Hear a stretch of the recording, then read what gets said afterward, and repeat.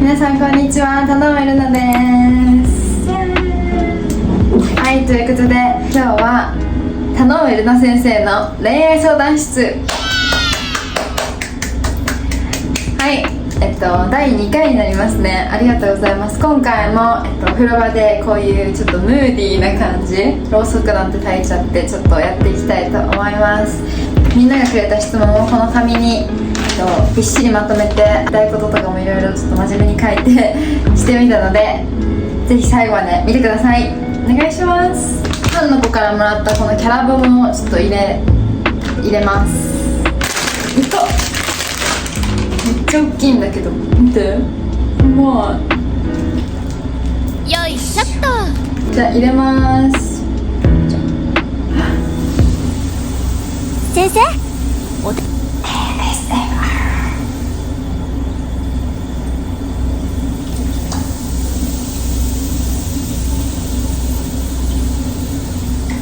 キティちゃんでした。キティちゃんのなんか椅子とキティちゃんのセットみたいな、こんな感じ飾っとこ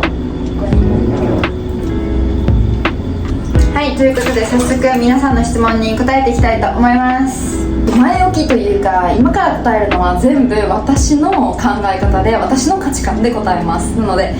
皆さんがちょっと違うなと思うことも多少あると思うんだけど、私の考え方なので、はい、よろしくお願いいたします。ギャルだから軽く見られるのはどうしたらいいの？わかります。めっちゃわかります。ギャルだからというか、私も見た目で判断されることがすごく多いんですね。見た目が派手な格好をしたりだとか、露出多い格好をしたりとか、そういう派手なファッションが好きなので、絶対遊んでるじゃんとか、なんか軽い女みたいな、なんかこう誰でもついていくんでしょう的な、いっぱい遊んできたんでしょう的な、なんかそういう感じで見られるんですけど、なんかそういう人ほどそういう風じゃないし、ていうかギャルというのはそんなに軽くないと思います。私は結構芯がちゃんとしてて、ギャルマインドという言葉があるくらいなので、全然そういうのはなんかギャルの方が意外にそういうのをしてなかったりとか、てか見た目で判断するのやめたらそろそろ。何でもそうなんですけど、別に全然気にしなくていいですし、私もそういうことを言われた時はちげえしって心の中で思うけど、はぁはぁみたいな感じで笑って、こいつはなんか私の良さに気づいてないんだなっていう風に自負しております。次、彼の悪気なく言っちゃう一言がぐさぐさ刺さるのは我慢しないといけないのかな。泣き。話し合いたくさんした。別に我慢しなくていいと思います。ぐさぐさ刺さって悲しい気持ちになることが自分が嫌と思うなら彼氏に言った方がいいと思うし、でも話し合いをたくさんしたって書いてるから、にゃんこの彼氏も分かってると思うの。そういうことを言われるのが嫌ってたくさん話をしたっぽいから、ぐさぐさ刺さることを自分は言ってるっていう自覚はあるんだろうけど、一個ずつその一回一回で言っていかないと、この例えば一つ〇〇ちゃんってこういうとこあるよねみたいなことを言われて、それが嫌だっていうことを言っても、それが嫌だっていうのは理解したんだけど、また次になんかこう新しい言葉で悪気なく言っちゃうの、嫌なことを自分ので、それも嫌だ。でも分かった。でもそんなさ、一個一個言ってたらキリがないんだ。言葉っていっぱい死ぬほどあるんだから。そうだからキリがないと思うんですよ、これに関しては。たくさん話し合って、たくさんしても毎回同じこと、それは分かったけど、じゃあこれはとか、これはってなったら本当にキリがないし、だからもう天秤にかけてください。我慢をしてもその彼氏と一緒にいたいのか、でもそんなになんか毎回言われて悲しむぐらいならそんな人と一緒にいたくないのか、もうそれに限ります。いっぱいたくさん話し合いをしたとしても変わらないと思うし、我慢をしないといけないということは絶対にない。次、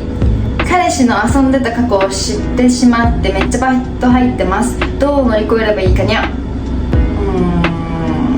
過去は過去という言葉あるんですよ。実際にその何歳かわからないけど、この質問をしてきた方が若い時はみんな遊びたいんですよ。そりゃ男の子なので、特に女の子もそうだと思うんだけど、遊びたいし、遊んでしまった過去を知って今がいいならいいんじゃないでしょうかということはありますよね。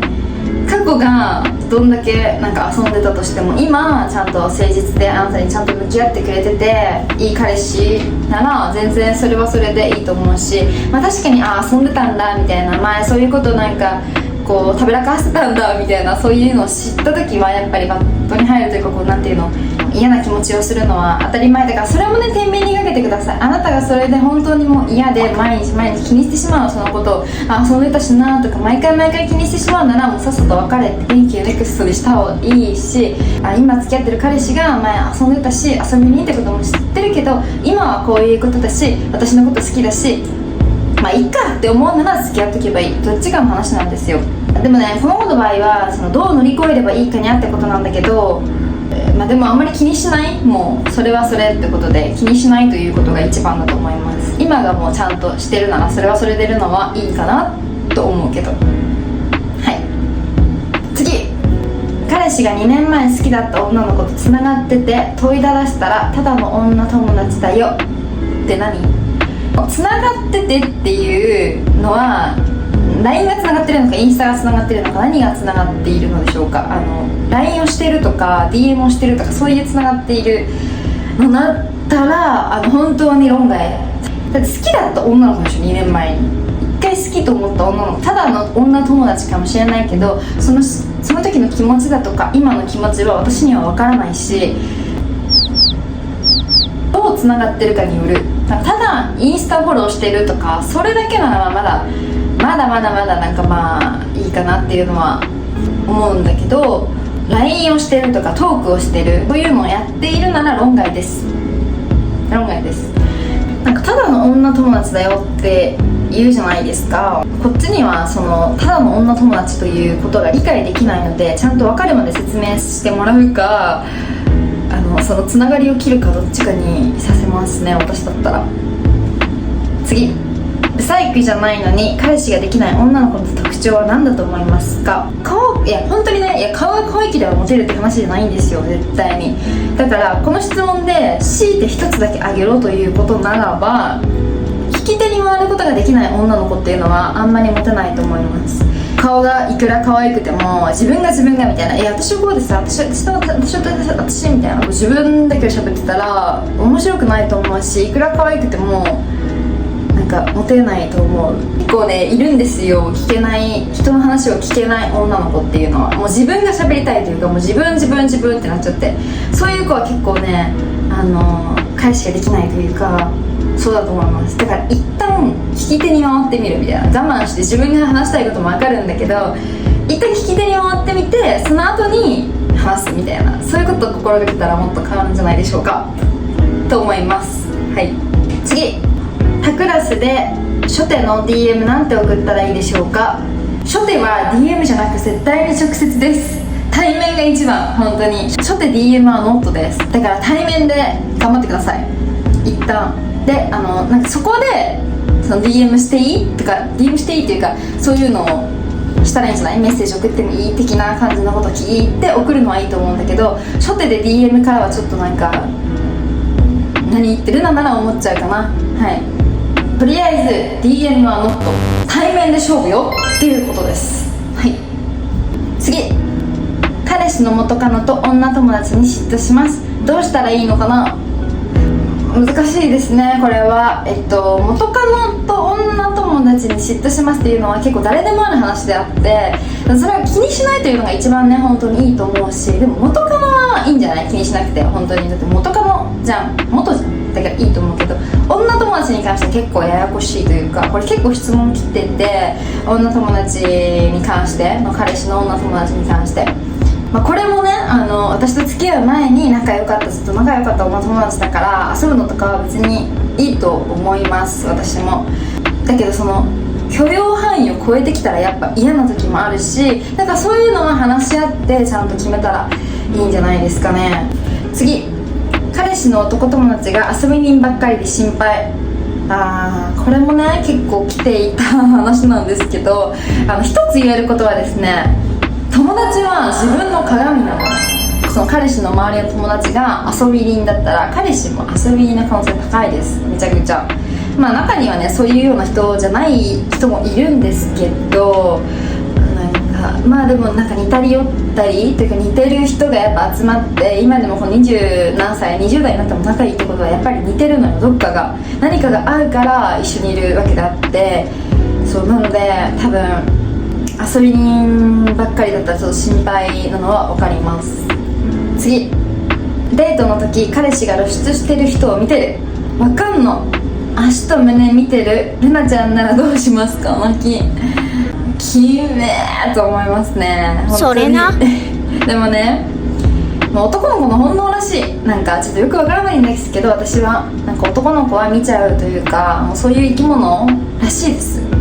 噂によると。だからしょうがないかもしれないけど、でもやっぱりそこの配慮をしてくれる人じゃないと無理ですよね。いくらね本能って言われたって、その本能を知らないし、こっちからしたら。でそれをなるべく彼女といる時、私といる時は見ないようにしてみたいな、私がいない時は別にそんな分からないからいいじゃないですか。だけどいる時はそれを最低限抑える、その本能を抑えることが大事だと思うし、それが相手の気遣いだと思うんですよ。それがちゃんとできてない人はもっとやりなさい、ちゃんと。それは別に本能というか制御を聞くわけだから、それが制御効かないとか、もう本当に見ちゃうみたいな、もう絶対見ちゃうみたいな感じだったら、もう多分病気だと思うので、ある一種の。なのでちょっと見ることが抑えられないという人なかなかいないと思うので、頑張って無理してでも見ないように目を塞ぐなどいろいろ方法あると思うので、そういうことを男の方はしてみてください。ルナだったら言う。いやーでもどうやろう、言うかもなんかおっぱい好きなの感じ言うかも。なんか足見てたけど好きなのみたいな。足、女の子の配慮してくれない人ルナ嫌いなんだけどって言います。はい、次友達大事なのはいいけど、私よりも友達を優先する彼、泣きです。価値観の違いとして受け入れるべき。価値観の違いは誰にでもあることであって、だけどそれをだからもうこれもね、さっき言った通り天秤にかけるんです。友達が大事、もうそれ友達は大事ですよ。だけど毎回その友達を優先して自分を優先してくれないとかいうのでも、自分はそれでも幸せかどうか、それでちょっとたまに遊べる時が幸せだから付き合ってるっていうなら、それはそれでいいと思う。でも自分がそれで悩んでて本当に嫌だなと思ってるんだったら、その時間無駄じゃない？先生、ルナは価値観の違いとして受け入れるべき、こっちが受け入れないといけないということはないと思います。一旦話してみて、もっと私にも構ってほしいなみたいな、もっと友達と遊ぶのもいいけど自分のことも見てほしいなっていうことを言ってみたら理解してくれるんじゃないですかね。それで価値観が違うだろうなんだろうなかんだの言われるなら、別にもう Thank you next です。バイバイ。次、ルナちゃんは嫉妬しますか？異性が絡んでくるのはどこまでなら許してますか？遊びとか閉じ。嫉妬はしますね。私も私の周りの友達とかと比べるとあんまりしない方だし、あんま気にしないことが多いかなっていうのは思います。女の子がそういういる場でも別に飲みに行ったりとかもそんなに制限とかはしない派なんだけど、条件があって、それは私がちゃんと身分が知れてる女というか、この人ならいいなっていう、それを判断するのはこちらなので、あくまでもそれはちゃんと守ってもらわないと困りますね。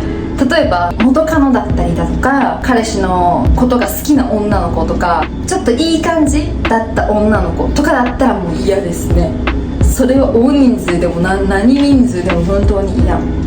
基本的に、女の子と行くのはいいですけど、条件として私がいいと言った女の子だけということですね。はい。あと大人数とかでご飯に行ったとします。そしてその場で楽しむのは全然いいんですよ。話すこととかも全然いいですし、その場で。だけどその後次の日とかその解散後に今日はありがとうって LINE するのはノットです。なんていう天外というか、店の外とかプライベート、なんかそういうみんながいる場所じゃなくて、個人的なやり取りとか、そういう LINE とか DM とかそういうの送ってたら、下心あるじゃんとか思いますね。送んないからね、普通女の子に彼女いて、そういうことしたらちょっとノットですということです。次、5年付き合ってる彼氏に浮気されたけど別れるべきだよね、1回はするもの。5年付き合ってる彼氏きつすぎる。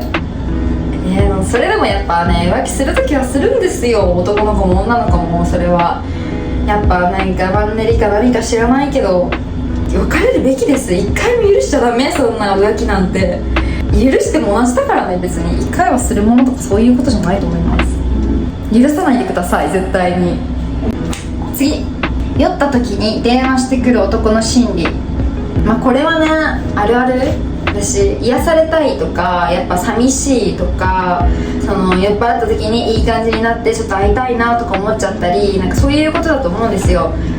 その気持ちは分かります。私だって酔っ払ったりとか、ちょっとなんかほろ酔い気分になったら彼氏に電話したいなとか、やっぱ好きな人の声聞きたいなとか、なんかさ、犬に会いたいなとか思っちゃうの。飼ってるブーちゃんに会いたいなって思っちゃう。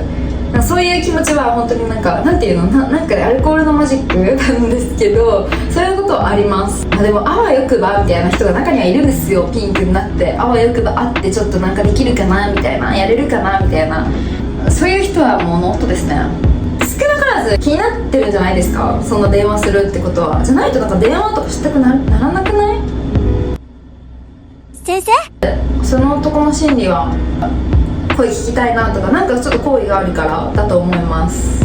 次、浮気した元カノから復縁したいときました。ルナちゃんは一度裏切った人を信用できますか？ノット、信用はできないです。もうこの文章を見るだけで判断するんですけど、そのいろいろあるのかもしれない物語があると思うんですけど、もう浮気した時点で無理なんですよ。私は一度裏切った人を信用はできません。でその信用を取り戻すのもめちゃめちゃ時間かかると思うし、それだけの体力を使ってもその人と付き合いたいかって言われたら、なんか私はそうではないので、復縁しない方がいいと思います。はい。慣れと情と愛の違いは何ですか？慣れはなんか私が思うのは、最初のうちはね、可愛いって言われたらドキッてして、嬉しいって思ったり、かっこいいって言われたらドキッとして、可愛いって思ったり、なんかそういうことがだんだん日が経つにつれて、好きって言われたらありがとうみたいな、私も好きみたいな、なんかこう言っとけばいいじゃないけど、やっぱそれって慣れじゃないですか。慣れっていい時もあるんだけど、なんか寂しいなってるのは思います。あと情は、ずっと一緒にいるからこそ、その人の過去だとか、その人のこういいところ悪いところも含め全部知ってるからこそ、なんか自分にしかない感情が湧いてくる、それが情だと思います。別れる時とかにやっぱ情があって別れれないとかいう人いるじゃないですか。そういう時っていい場面を思い出してるんですよね、大体情っていうのは。とか、自分が感情、その人のことをずっと一緒にいるからこそ思い入れがめちゃめちゃ入っちゃって、思い出もいっぱいあるしみたいな、一番煩わしいというか、一番なんか厄介なものですね、情は。愛ってこれが愛だよっていうのはないと思うんですよ、私は。だから私なりの愛は、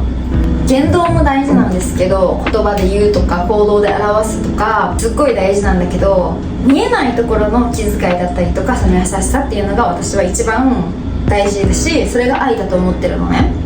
例えば見える愛だったら、遠いところにわざわざ迎えに来てくれる、私のために何かを買ってくれる、私が風邪ひいた時に私の好きなものを大量に買ってきてくれる、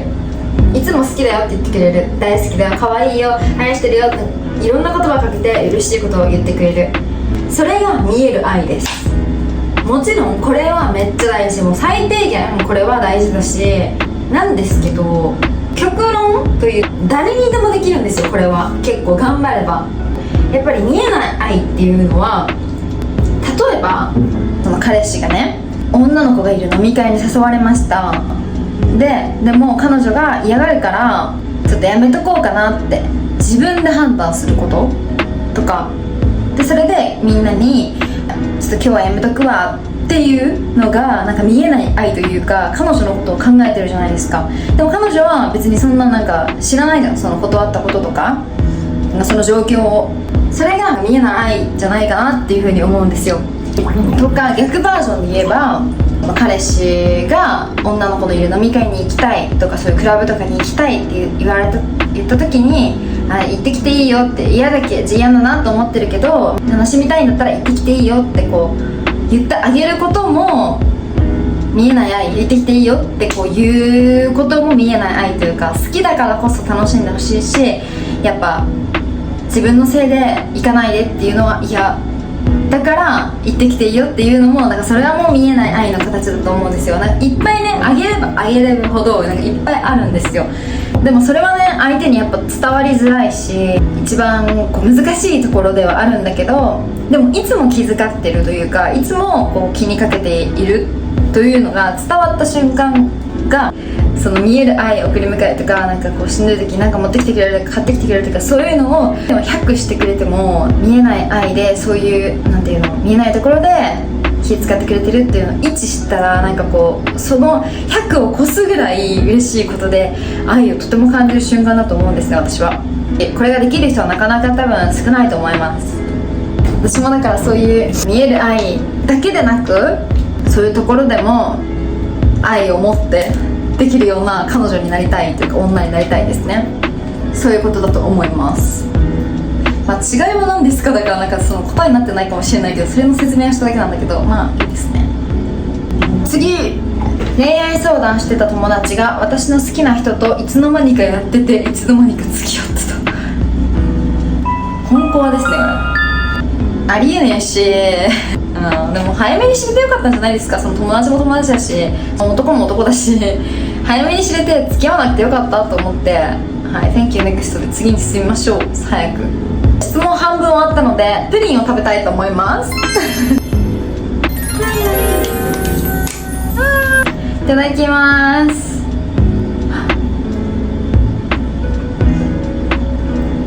マジうまなんだけど美味しい。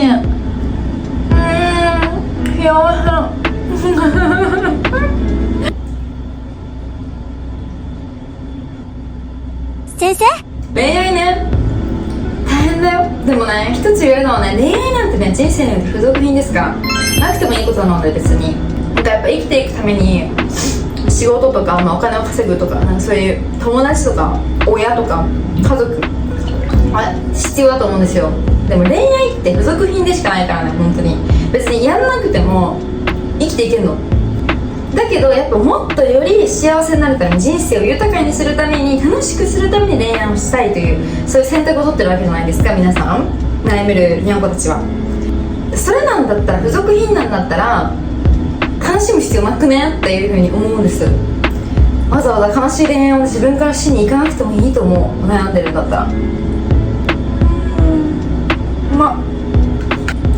ごちそうさまでした。美味しかった。はい、では、気を取り直して続きの質問に答えていきたいと思います。元彼のこと考えたくないし今彼のこと大好きなのに思い出してしまうよ。どうしたらいいの？泣き。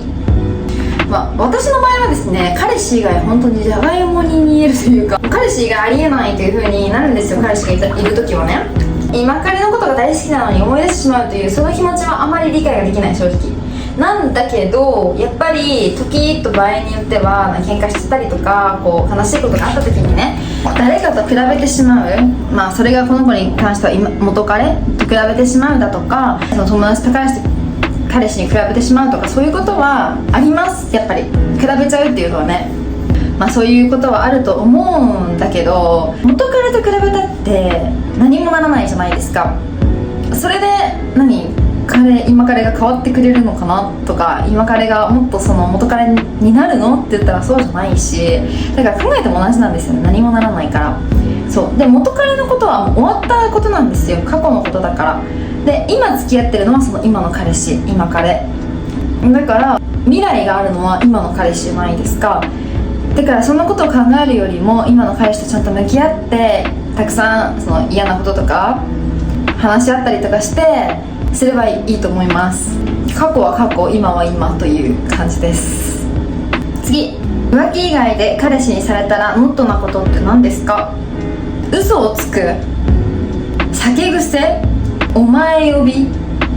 あと違法行為をするイリーガルボーイはノットですね。やっぱり浮気以外で言えばそういうところが嫌です。こっちにダメージが及ぶことをする人はノットですね。次、可愛いとか言ってくれてたくせに未読魔男腹立ちます。思わせぶりだるい。でもね一つ言うけどね可愛いなんて誰でも言えるからね。本当にね可愛いと思って可愛いっていう人もいると思うんだけどだからもう未読してる時点でわかるじゃん。未読魔の時点でもう嘘だなっていうか、もう別に可愛いと、多少本気でちょっと思ったんだろうけど、ちょっとした可愛いで言うからね、男っていうのは、だからあんま信じない方がいいと思うあんまルナもだから男の可愛いはね、あんまり信じてないです。次、彼女が携帯を見てきます。やめさせるにはどうしたらいいと思いますか？なんかあるから見てるんじゃないですかね、彼女は。なんでやめてほしいのかな。別にいいんじゃない、何もなかったら。てかやましいことがあるから見るんじゃないかなっていうふうに思うんですけど、見ていいことなんて一つもないの。だけどね、見たい、その携帯を見たいし見ちゃうっていう気持ちは分かります。結構分かることであって、見ない方がいいんですけどね。なんで見るのって言われたらやっぱやましいことがあるからだし、なんか怪しいなみたいな疑ってる部分もあるからやっぱ見ちゃうんだと思うし、だと思います。次、好きな人ができて話すとこまで行ってもどういう風に接したらいいか分からなくて結局ダメになっちゃうんですけど、ルナちゃんならどういう話の振り方というか対応とか仕方しますか？積極的に言った方がいいんですかね？ Yes、 積極的に行きましょう。なんかルナはね、結構ね、会話が途切れたらさ、気まずくなっちゃったりとか変になっちゃうっていうか、なんか逆にね緊張してしまうから、ルナは会話が途切れないようにってめっちゃ喋っちゃうの。なんか質問したりとか、極論で喋ることがなさすぎたらなんか犬好きですかとかなんかそういうのも聞いちゃうし、なんか結構ねそういうとこはあります。好きな人だからそうやってなんか接し方がわからないとか緊張しちゃうみたいな、避けちゃうみたいな、好きな人を避けちゃうっていう気持ちめっちゃわかるの。ルナも好きな人をなんか別にどうでもいいさ、男友達とかめちゃめちゃ喋れるのにさ、好きな人になった瞬間喋れないみたいな、緊張しちゃうみたいなことはよくあるあるだし、ルナでもあります。結構メモ欄とかにバーって今日話すことみたいな、話したい聞きたいこととかバーって書いて、それをチラチラ見ながらなんか喋っちゃったりとか、もうそれぐらいなんかシーンとなる空間が嫌なんですよ、好きな人に限っては。だから最初のうちとか、特に最初の初デートみたいな時とか特になんかそうなるのが嫌だから結構喋っちゃうかな。次、彼氏の LINE 見えて女の子からもう会いたいって来てました。しかも通知オフにしてた。浮気。通知オフって黒だからね。だって通知オフにする必要ないもん別に。その人のことキモい、さよなら、もったいねって終わり終わりです。次、やりもくしかいません。でもやりもくはイケメンで心が痛いです。どうしたらいいですか？それはね、神様に授かった本当に天性の顔なのでしょうがないし、その人の特権だから遊ぶだけ遊べばという感じなんですけど、なんかイケメンは結構遊びに多いということを気づいてよかったんじゃないですか？やりもくが多い、なんかそれはそうだと思う。本当にしょうがないです。どうしたらいいとか、どうもできないでもイケメンでもちゃんとしてる人はいると思う、中にはね。だからそういう人を見つけて、イケメンが好きならば見つければいいと思います。本当に難易度高い。彼氏が韓国アイドル可愛いって言ってるの嫌だよ。彼氏に束縛ってしますか？嫌なんです。彼氏が韓国アイドル可愛いとか、他の女の子は芸能人とかでも可愛いって言ってるの嫌で、やっぱね、韓国アイドルがルナも好きだったりとか推しだったらまだなんか気持ちわかるかもしれないんだけど、なんかそういうのがないから、特にこういうアーティストが好きとか推しがいるとか、なんかこういう特定のこの女の子が好きとかそういうのがあんまりないので、そんな可愛いとか言われたらちょっと嫌ですね。めっちゃ嫌です束縛は別に特にしないですね。されたくもないです。だからルナの前でそういうルナ以外の人のことを可愛いとか言うのやめてくれないっていう。次、21歳女性です。今まで一度もそういうことをしたことがなくて焦ってます。結構ね、これ年齢イコール彼氏いない歴みたいな、年齢イコールっていう人が結構いたのね、質問でも。全然問題ない、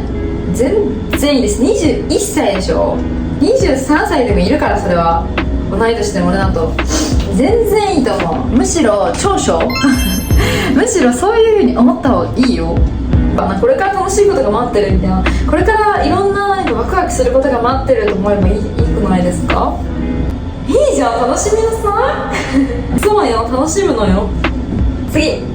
ルナちゃんだったら何を別れる基準にしますか？ルナが悲しむようなことをたくさんする男の人は嫌です。別れる基準はそこ。あんまりね、彼氏と別れたいとか思わないタイプなの。一回付き合ったら結構なんか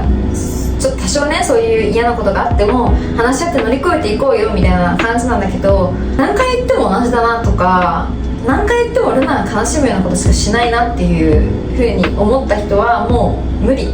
だって。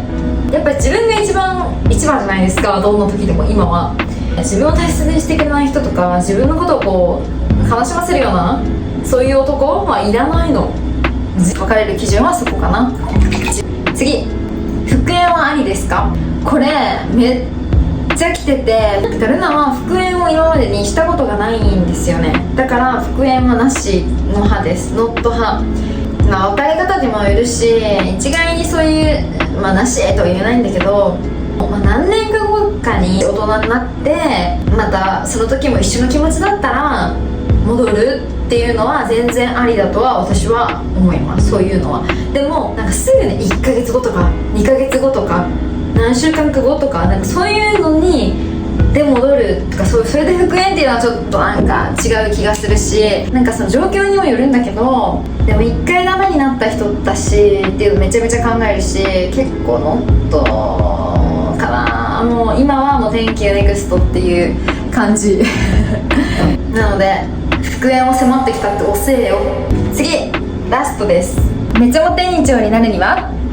まずはヤバ男やヤバ女に引っかからないため、騙されないために自分の意見、自分を持つこと、自分の意見をちゃんと持つ人になるということで、素直になる。否定から入らない。一旦受け入れる。一旦自分で飲み込む、理解して、分かった、だけど私はこうだよっていうのが一旦こう聞くっていうのが結構大事かなというふうに思います。めちゃモテ委員長への鍵、それかな。どんだけ顔が可愛くても素直じゃなかったり、人の話を聞かなかったり、自分を持ってないというかこう流されちゃったり、こうあんまりふわふわして危なっかしい子だったら嫌ですよ、そりゃ。外見とかも気にしつつ、その気にするのは当たり前ですよ。可愛くなりたいのでメイクとかちゃんとして自分なりにちゃんとして、それプラス自分のいいところをもっと長所を伸ばしていったりとか、今言ったその3つを抑えていくことがめちゃモテ委員長になるための鍵ではないかと思います。ということで終わりでーす。なんか結構ね、浮気系とか復縁系とか元カレとか嫉妬とかそういうの質問結構多かったんだけど、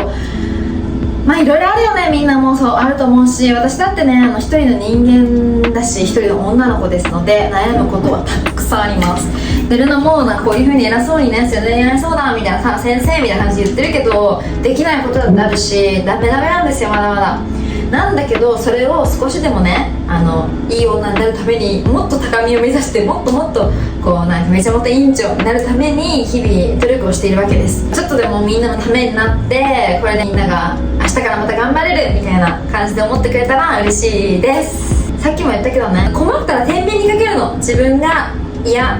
いい、それでも付き合いたい、嫌みたいな、こう天秤にかけて